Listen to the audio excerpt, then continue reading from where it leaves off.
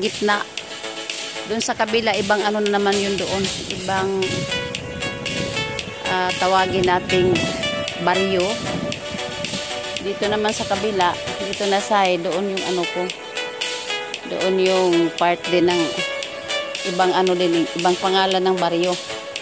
Ay hindi, parang sitio ba lang? Anong tawag na sitio? So ito yung river dito. Marami dito ng ano.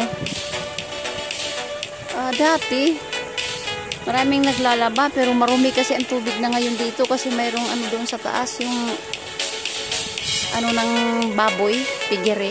Kaya madumi na talaga dito yung tubig. Hindi katulad dati na wala pang mga pigere.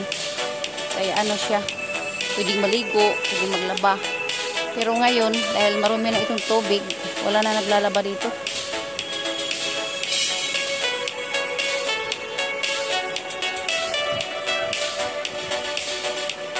Sa wakas, nakaano na ako dito sa dito na magtapon ng basura dito. Sa wakas, nakarating na ako sa aking lugar. Ito naman ay papunta doon sa ano ko. Bali dito yung ibang dumadaan doon sa kabila kung mag ano sila, yung shortcut dito sila dumadaan. Ito mga bato-bato ito kasi hindi ito pwedeng masiminto kasi ayaw ng may-ari ng lupa. Bayaran mo muna yung mga ang gustong magawa dito ng ano-ano. Hello, Day. Kapitbahay ko nagwawalis. Meron ditong umiinom na maaga-aga pa, oh. Dito na tayo sa taas.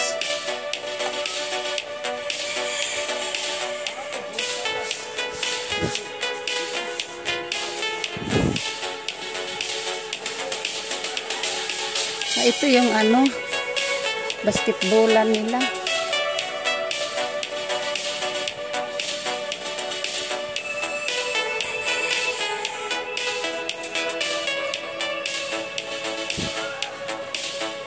Yan.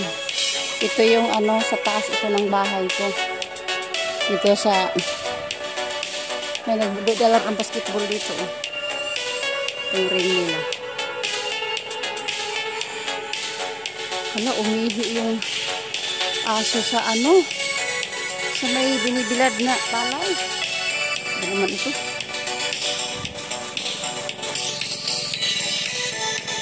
Uso dito ang mga motor, habal-habal.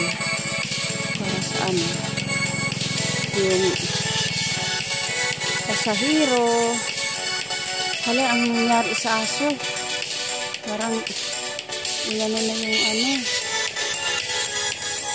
Dito naman yung ano, yung malaking palayan. Dito na yung ano, malaking palayan. Puntahan natin dito sa dito lang tayo, mga malunggay. Ang tataas na.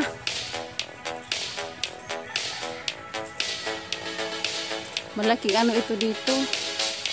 Malaking palayan papunta doon, oh. Ayan.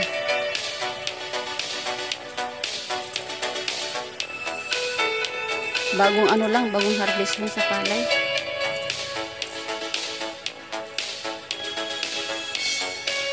Ayan o yung inaanihan o.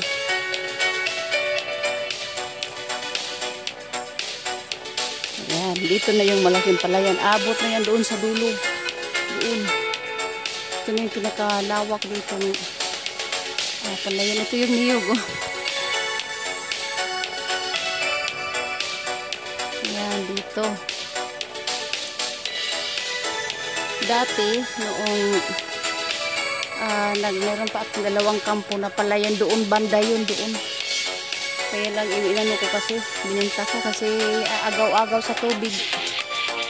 Nag-ano sa tubig ba? Pag hindi mo mabantayan, after mga 3 days yung palay na tumuyo na kasi nga kailangan mo talaga isurvey every day para yung tubig, kasi minsan yung mga katabi hindi na wala ng tubig, yung nila ba yung sinasarado nila yung pupunta doon, kaya kailangan talagang nabantayan. Kaya ang ginawa ko, bininta ko na lang. Doon banda yun, doon.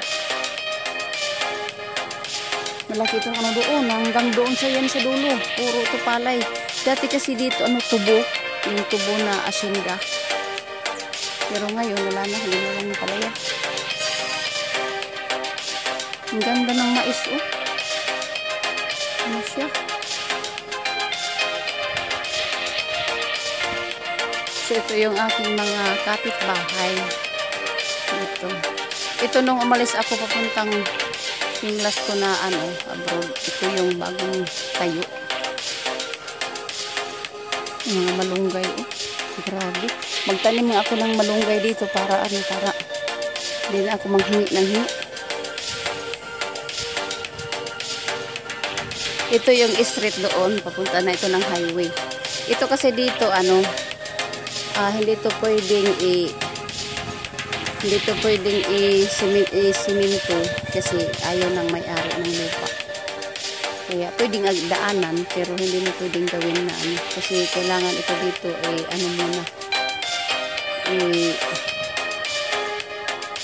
tawag dito, makikipag ka muna ba? Siyempre, hindi yung may-ari ng lupa ayaw nila yung gagamitin nila yung halimbawa isiminto dito, kailangan mo na merong mga process para mapasiminto. Pero yun doon sa may na yun siya bari makasiminto na yun doon. Yan, nagbibilad ng talay. Ang aso naman na wala nang balahibo.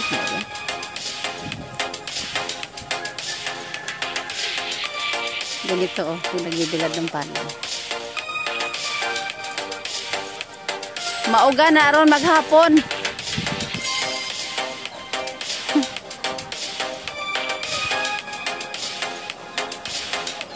Maita ka ng amay, mampo diri ka dilikuan, dili ka ng wala na. Malandungan naman.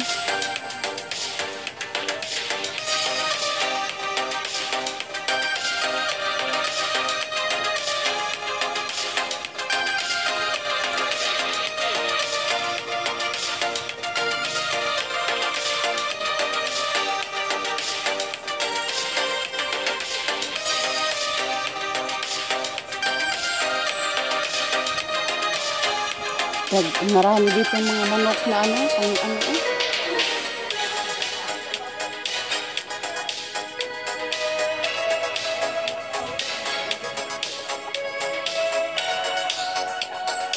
meron ditong aga-aga pa nag-inom na.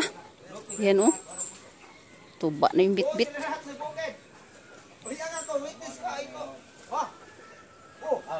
Buhay gid talaga sa